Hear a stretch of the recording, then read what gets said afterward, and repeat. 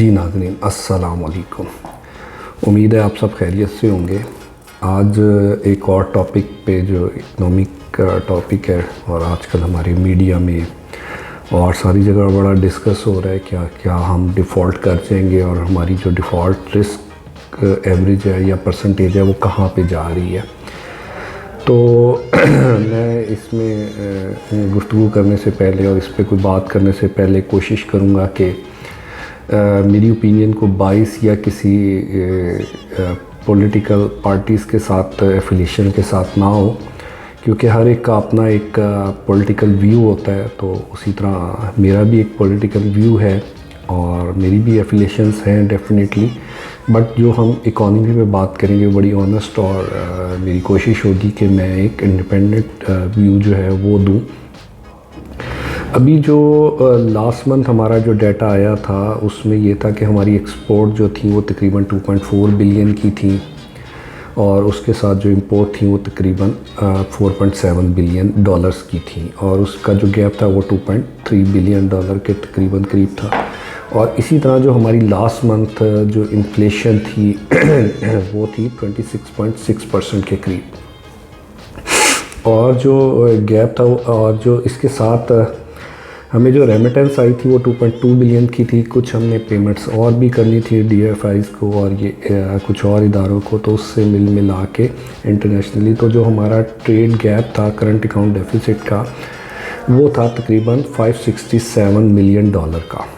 ये तो हमारा एक नॉर्मल रहता है, इतना गैप था जिसको हम कवर करने के लिए इसको हमें जो है फिर IMF से या दूसरी जो फाइनेंशियल डोनर एजेंसीज़ हैं उनसे जाके नेगोशिएट करके हम लेते हैं और इस गैप को कवर करते हैं। जो बात रहेगी कि हमारा डिफ़ॉल्ट रिस्क इतना ऊपर क्यों जा चुका है, अब बात यह है कि जो गवर्नमेंट के ख़जाने में इस वक्त या हमारे पास जो है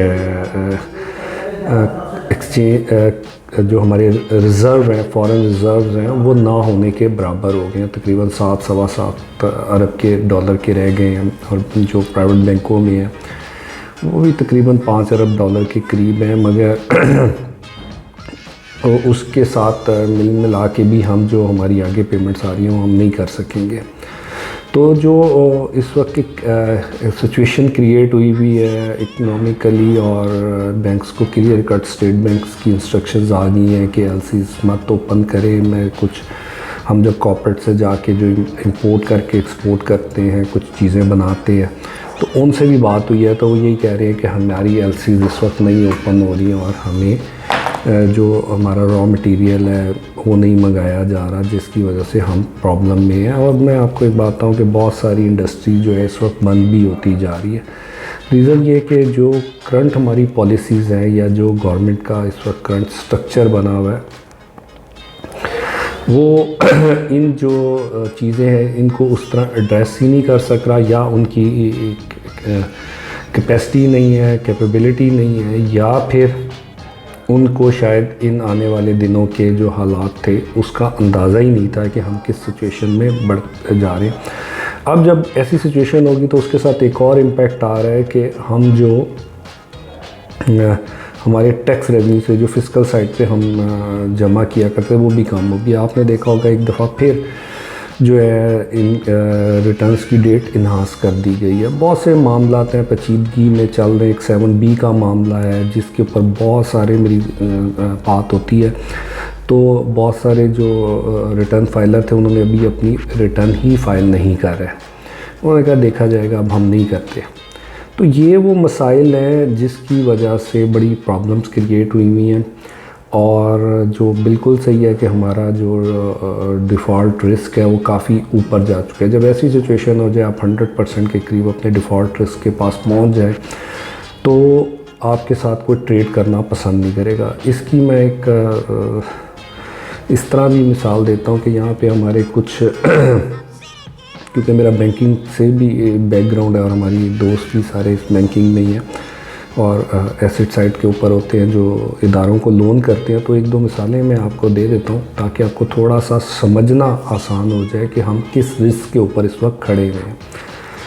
कि जब कोई कॉर्पोरेट सेक्टर डिफ़ॉल्ट करता है और बैंकों की रीपेमेंट नहीं कर सकता, अभी मैं कुछ नाम नहीं लेना चाह रहा क्योंकि ये वायरल होती है, तो जब वो होते हैं तो जिन बैंकों ने उनसे अपने पैसे लेने होते हैं तो वो फिर क्या करते हैं, वो उस इदारे में आके बैठ जाते हैं और वो कहते हैं कि अब आपका इसमें अमल दखल ख़त्म हो गया, अब जो भी फ़ैसले करेंगे वो हम करेंगे। और ये अब जो भी हमारी मिल है या जो भी है ये अब हमारी है, ये इदारा अब हम चलाएंगे कि किस तरह करना है ताकि हम अपने जो हमने आपको लोन दिया था उसको रिकवर कर सकें। इसमें कुछ टेक्सटाइल्स हैं फैसलाबाद की, एक आधी लाहौर की भी लोकल है, फिर उसके बाद एक आधी फर्टिलाइज़र सेक्टर है जिसको आजकल बैंक रन करें, आल्दो कि उनका काम नहीं है मगर मजबूरी हो जाती है। जब ऐसी सिचुएशन में आ जाते हैं तो उनको उन इदारों को टेक अप करना पड़ता है। तो यही हाल हमारे मुल्क का होता जा रहा है कि जब हम अपनी पेमेंट्स नहीं दे सकेंगे फिर जिन्होंने लोन दिए हुए हैं, जिनके पैसे हैं, वो आके बैठ जाएंगे और वो आपसे फिर वो फ़ैसले करवाएंगे जिसके आप मुतहम्मिल नहीं हो सकते। और यही कुछ इस वक्त तकरीबन हमारे साथ हो रहा है और हमारे साथ अल्लाह ना करे आगे कुछ और ख़तरनाक सिचुएशन क्रिएट हो।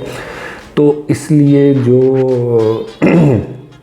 हमारा डिफ़ॉल्ट की जो चीज़ें हैं और जो हम पेमेंट्स नहीं कर सकेंगे, पता नहीं हम आगे कोई 30-32 अरब की हमने कुछ और अगले सालों में आके पेमेंट्स करनी है। अभी शायद एक जो दिसंबर की पेमेंट है यूरो बॉन्ड की वो हम कर दें, मगर उसके बाद क्या सिचुएशन होगी, क्योंकि एक्सपोर्ट्स तो हम बढ़ा नहीं सकते और हमने अपने आप को डिपेंडेंट किया हुआ है दुनिया के ऊपर। तो वो एक ऐसी अलार्मिंग सिचुएशन होगी जिससे हमें निकलना चाहिए। और जो इस वक्त IMF इस गवर्नमेंट के साथ कर रहा है या जो वो पॉलिसीज़ दे रहा है, वो नहीं चाहता कि पाकिस्तान डिफ़ॉल्ट करे, मगर हम अगर वो चीज़ें नहीं करेंगे जो करनी चाहिए, फिर दूसरी साइड पे आप देख लें कि जो एक दरमियाना तबका है वो किस बुरे तरीके से पिस रहा है, जिसमें यूटिलिटी प्राइसेस बहुत ऊपर चली गई थी, आपकी ऑयल प्राइसेस चली गई, इन्फ्लेशन आसमान को लगा हुआ है।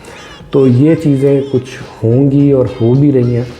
तो हमें सबको जो है बड़ा मुहतात रह के देखना चाहिए और कोशिश करनी चाहिए कि हम इस वक्त इंपोर्ट की हुई चीज़ों को कम से कम इस्तेमाल करें और लोकल जो हमारी प्रोडक्शंस है उसको बढ़ाने पे करें।